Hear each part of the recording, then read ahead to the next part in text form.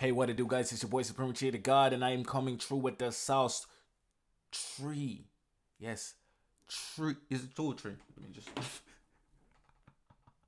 I'm coming through with the sauce. It's tree. Nah, I'm not sure yet. Let me check. No, it's two. Two reviews of Lookism. Two chapters, 279 and 280. You know what I'm saying? 279. Let's start with that shit, bro. 279 was very anticlimactic. Anticlimactic because well, firstly, we sorry, it's three chapters. I'm sorry, 278, 279, and 280. Jesus, that's a lot of chapters. Okay, 278 was very anticlimactic, and mainly it was anticlimactic because it felt like we were promised Johan. You know what I'm saying? But nope, no Johan. You know what I'm saying? And the crazy thing is, about that chapter, we still get something great, which is Max and Derek, the return of Max and Derek. You know what I'm saying? But we also get an awakening for the Soul Boys, the J High crew, which is that they're not that strong. Ali Wong decimated Vasco and Zach. Derek and the fake Derek and Max decimated Daniel and Jay. You know what I'm saying? And Jace got decimated by the people Johan decimated. You know what I'm saying? So it was really interesting. And Ali Wong was holding his own against Warren Shea, and Warren Shea was holding his own against Ali Wong. They were kung fu chopping, but Ali Wong seemed unstoppable. Eli was getting chopped up by the kids because he didn't want to hurt the kids. Um, and then we had a break in the Matrix. You know what I'm saying? But before the break in the Matrix, Vasco got up bravely. You know what I'm saying? Like, my master taught me to never lose to no goddamn villain. My master told me I can never lose to no villains. You know, sir, I will not lose. Vasco did his pose. He got his goddamn headband on. It was like a movie moment. And then Set Lee pulled up and just kicked him in the fucking face, dropped his ass, and he was gone, bro. He was just like, yeah, bro, like, you too tired out here to be saucing up like this. You know what I'm saying? And then Jason's crew pulled up to save the day, but they got spiced up quick by Derek and Max, like completely destroyed and decimated. Jace is in the next few chapters wasn't very kind to Jace. He's looking more moronic than ever. Um, so Ali Wong is out here just, I don't know, man. He's just different with it, bro. I ain't gonna lie. But yeah, after getting sauced up, man, Jace realized that Johan was the one that took care of everybody solo. And Warren Shea took over the other group by himself solo. You know what I'm saying? And Derek and Max, or the fake Derek and Max, is supposed to be as strong as Warren Shea, both of them combined. And you know, Jake even said that unless you're strong as a crew head, you can't beat these guys. You know what I'm saying? But again, this is years ago. So that's the interesting part. This is years ago. We know Jake been in jail for a minute now. This is years ago, and as we discover later when I get to it. And then there's a level above them when the real Derek and Max show up, and they just absolutely wipe the floor with the fake Derek and Max, and it's not even a contest. And Jin dropped his cigarette at least 97 times. Ali was delighted to have the whole original hostile team, A team back, you know what I'm saying? And they all came to stop Ali Wong, who is just absolutely psychopathic. Now, when they showed up, Johan was like, oh, they're pretty fucking strong, so I'm a dip, you know what I'm saying? They'll be able to handle it. And he dipped. Now, the thing is, this is them from 3 years ago, and obviously Johan has become a completely different animal since then. So after they wipe the floor with the fake Derek and Max, Ali Wong completely annihilates them. It's not even close. Like he just destroys them because again he can't feel pain. He can dislocate his joints freely because he can't feel pain. So he's kind of like a cheat code, to be honest with you, because like you'd have to just knock him unconscious. And then another fucking twist of fate we get in the next chapter. I don't know if I love these chapters. I don't think I do, to be honest. Or whatever. Then the next chapter we get Vin just thrown in here, which is kind of awkward. Like, I don't know, it's just awkward. He's thrown in here fighting MC Pesticide, and something about a murderer. MC Pesticide or him was a murderer. I'm not too sure which one it is. Yeah, I think he called Vin a murderer, and he was telling him that he's running away and shit. And then Vin was like, just apologize to Mary Kim for taking that photo. You know what I'm saying? And then MC Pesticide started, laying the smackdown on Vin, but Vin was like, bro, you never been on my level. Your friends aren't here to help you. So he just started destroying them, destroying MC Pesticide, because Vin is a beast of his own kind. So again, the dilemma with Derek, Max, and Eli and Warren is those kids, bro. You know what I'm saying? They don't want to hurt the kids. And then in comes a superhero we never knew we needed. You know what I'm saying? Definitely not a hero we wanted, but a hero we needed. And he showed up, Logan. That shit was funny as hell. He just started kicking these babies, bro. Motherfucker started kicking babies like a soccer ball, man. He didn't give no fucks, bro. He was like, hey, I finally got the photos, you know what I'm saying, for my baby, you know what I'm saying? So I can pull back, you know what I'm saying? I'm done. But these little kids, little frisbees, man, they annoy me. Ah, pow, punch, shove, kick, you know what I'm saying? He started beating the shit out of these kids like it's nothing, you know what I'm saying? And that kind of ruined the plan, because then that meant that, like, well, they can't do nothing about it, you know what I'm saying? Now, Ali Wong is supposed to be as strong as Johan. Again, the strengths and shit like that is so all over the place. I'm really not sure who's that strong anymore, to be honest. Daniel sometimes is the most OP nigga on the planet. Sometimes it's just regular. Sometimes it's like, I don't even know, bro. You know what I'm saying? Like, order, man. Just please make this shit consistent, my nigga. Like, what the fuck, bro? Anyway, Ali Wong's story is that, he was neglected everywhere. You know what I'm saying? He was neglected by Hostel. They never really included him as part of the family, as we saw in the earlier Hostel story when we first learned about Eli. I think the story is too focused on Eli right now, and for way too long. I think what made Johan's story so compelling was that it happened and it finished.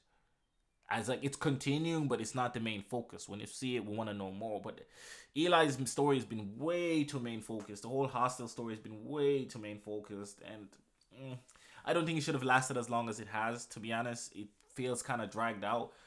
The story hasn't been about Daniel and boys for almost a year now. To be honest, it's been Eli's story for almost a year.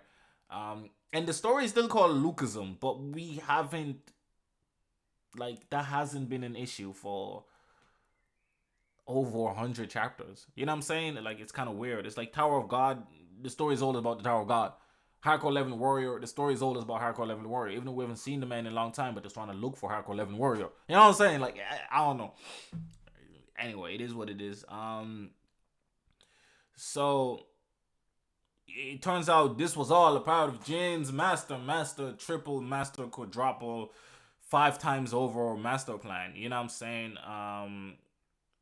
And out of nowhere, fucking the crazy fucker James or some shit pulled up with a bus and hit and hit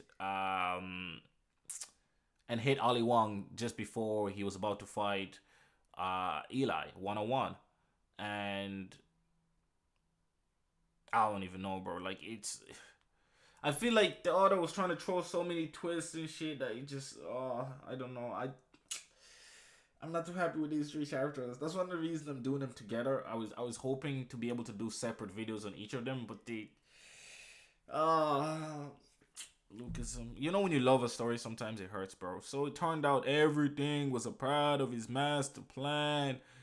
On top of his master plan, there was another master plan. On top of that master plan, to make more master plans. If a master plan was a master plan, James figured it out and was like, "Yo, let me do my thing on it. I want something." And it turns out, I think he wants to free the kids because he hated how he was treated by Ali Wong, so he had a grudge against him, and so therefore he He wanted it seems like he wants to free the kids, or he wants to take care of them in a different way, because if you notice, when he had people around him, he never belittled them. The girl that he was with was freed up. Like, he never belittled anyone that he was with. He always put them in even playing field, you know what I'm saying? And he even thought that Zach was his friend until Zach came, or Daniel, Zach, whichever them, one of them, I think it was Zach, and then Zach whooped his ass, you know what I'm saying? But he hates being belittled. That's it. His personality is different. Jin thought that he was a copy of Ali Wong, like that's why Ali had him, but he's not. He's completely different. He's his own person. He's also very, very intelligent. Despite being a fucking complete psychopath. Then Jace, looking really bad, or looking really bad. Obviously got double crossed by the girl. I mean, who didn't see that shit coming? She wasn't. There's no way she was gonna get a hostile tattoo without being officially a hostile member, or being, of the other side, regardless. You know what I'm saying? It turns out the tattoo was fake. It turns out it was Jin's girlfriend all along. Oh my god. I don't know. It just felt like an underwhelming reveal. You know what I'm saying? It was like, oh, yay. Makes sense. You know what I'm saying? It felt like it should have been a kumbaya moment, but it didn't come across. The execution of it wasn't perfect. I think the idea of it was amazing. The execution was just not amazing. Jace just looked like a complete nincompoop. Um, and yeah, and he was like, "Oh, I was scared. Johan almost found out, but Johan doesn't remember people below him. He's here and shit like that." And Jin just looks, I don't know, just it's like your typical supervillain shit. He just wanted to reform his K group, you know what I'm saying, which is the group that Johan absolutely obliterated, um, and took over. You know what I'm saying, because he's just too fucking strong. But then he goes to show again, if Johan is that goddamn powerful, and that was 3 years ago, and now he's even more powerful, because we find out that Derek and Max, and even Derek and Max aren't nearly as powerful as Ali, who obliterated them. And then Jin is like, well, they're as powerful as Johan 3 years ago, not Johan now. You know what I'm saying? And it's like, oh my fucking god, like, can you just tell the story linearly? And then we also find out Ali Wong knew Jin's plan all along.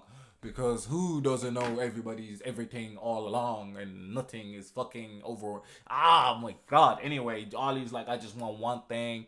You know what I'm saying? You can do whatever you want. You can take everything from me. I don't care. I just want a room, some solo bonding time with Eli Giant, because I'm obsessed. I'm addicted, and that's the only thing I need.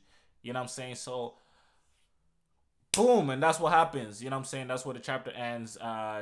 After he gets hit by a bus, he disappears, and Eli disappears after him, and then Warren is about to beat Jin up and his crew, because he can solo them probably, and then he's like, well, Eli is solo now with Ollie Wong. Don't you want to find out the conclusion of your story? Sneer, sneer, sneer, and he runs off. I'm not too excited about these chapters. I ain't gonna lie. It just didn't really go the way.